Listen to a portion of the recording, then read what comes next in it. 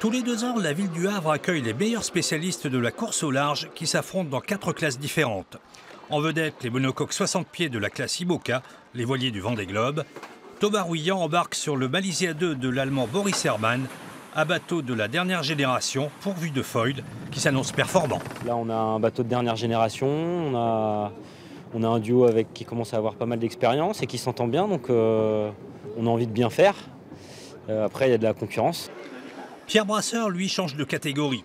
Le marin d'étape a gagné la précédente édition en classe 40. Cette fois, il monte en classe IMOCA sur le bateau de Isabelle Josque.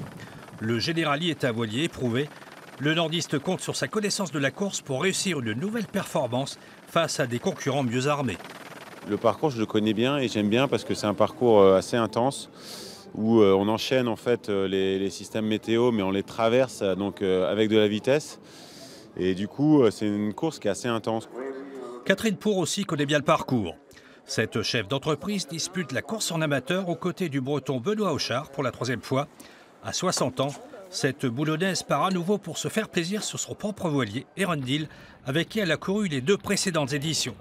Mais elle a quand même des ambitions sportives. On espère bien être, si possible, dans les 5 premiers. On a un bon bateau.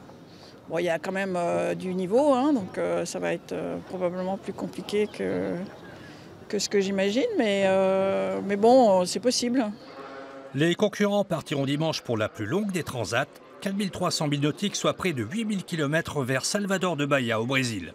Cette aventure à 2 fait rêver le public qui se presse en masse sur le village de la course depuis son ouverture il y a une semaine.